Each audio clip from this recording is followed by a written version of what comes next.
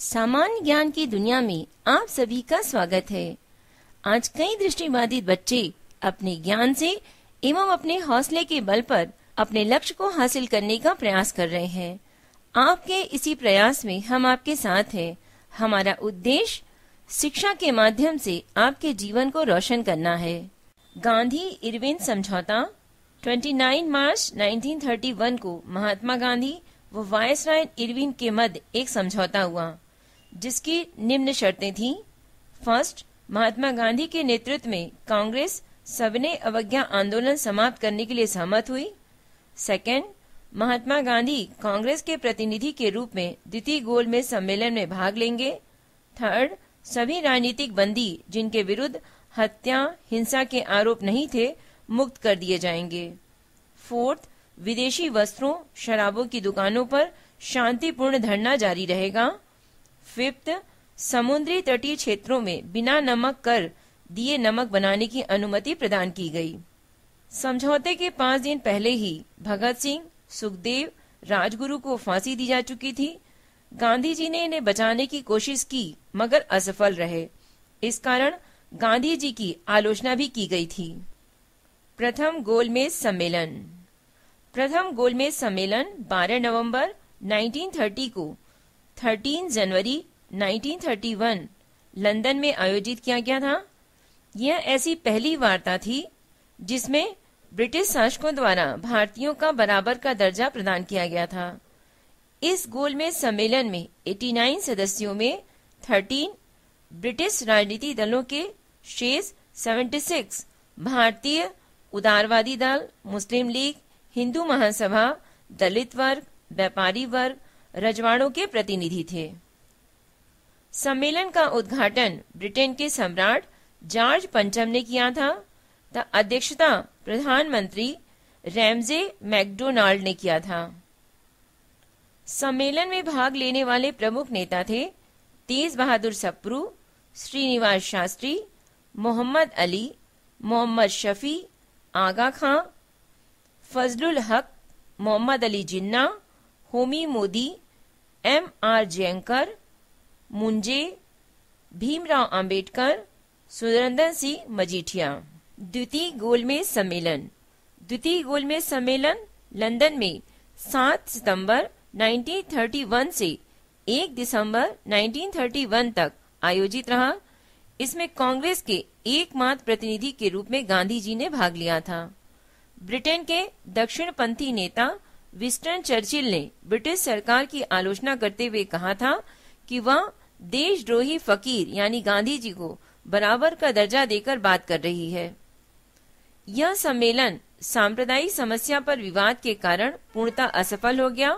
Doctor Bhimrao Ambedkar ने दलितों के लिए पृथक निर्वाचन मंडल की सुविधा की मांग की, जिसे गांधी जी ने अस्वीकार कर दिया। फलस्वरूप 1 दिसंबर 1931 को समाप्त घोषित कर दिया गया। फ्रैंक मोरिस नामक ब्रिटिश नागरिक ने गांधी जी के संबंध में कहा था, अर्धनग्न फकीर के ब्रिटिश प्रधानमंत्री से वार्ता हेतु सेंट पॉल पैलेस की सीढ़ियां चढ़ने का दृश्य अपने आप में एक अनोखा और दिव्य था। 28 दिसंबर 1931 को गांधी जी निराश होकर बंबई वापस आ गए। भारत आकर उन्होंने वायसराय विलिंगटन से मिलना चाहा, परंतु वायसराय ने मिलने से इनकार कर दिया। उसने गांधी इरविन समझौते को भी दफन कर दिया। अतः विवश होकर गांधी जी ने पुनः सविनय अवज्ञा आंदोलन प्रारंभ कर दिया। सविनय अवज्ञा आंदोलन प्रारंभ होते ही सरकारी दमन चक्र तेज हो गया। सभी शीर्ष नेता बंदी बना लिए गए। कांग्रेस गैर कानूनी संस्था घोषित हो गई और उसकी संपत्ति अधिकृत कर ली गई। प्रदर्शनकारी सत्याग्रही आंदोलनकारियों की जमकर पिटाई की जाने लगी। कर अदा न करने वालों के घर नीलाम कर दिए गए।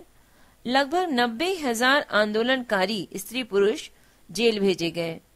इसी समय ब्रिटिश प्रधानमंत्री रैमजे मैकडोनाल्ड ने सांप्रदायिक पंचाट की घोषणा कर आंदोलन को नया मोड़ दे दिया। सांप्रदायिक पंचाट यानी पूना समझौता। 16 अगस्त 1932 को विभिन्न संप्रदायों के प्रतिनिधित्व के विषय पर ब्रिटिश प्रधानमंत्री रैमजे मैकडोनाल्ड ने एक पंचाट जिसे कम्युनल अवार्ड कहा गया। इस पंचार्ट में पृथक निर्वाचक पद्धति को न केवल मुसलमानों के लिए जारी रखा, अपितु इसे दलित वर्गों पर भी लागू किया। मुसलमानों, ईसाइयों, सिखों, आंग्ल भारतीयों तथा महिलाओं के लिए पृथक पृथक निर्वाचन पद्धति की सुविधा प्रदान की गई, जो केवल प्रांतीय विधानमंडलों पर ही लागू थी। दलित वर्ग के पृथक निर्वाचन मंडल की सुविधा दिए जाने के विरोध में महात्मा गांधी ने जेल में ही 20 सितंबर 1932 को आमरण अनशन आरंभ किया। इस अवसर पर रविन्द्रनाथ टैगोर ने गांधी के संबंध में कहा था, भारत की एकता और उसकी सामाजिक अखंडता के लिए यह एक उत्कृष्ट बलिदान है। हमारे व्यथित हृदय आपकी महान तपस्या का आदर और प्रेम के साथ अनुसरण करेंगे।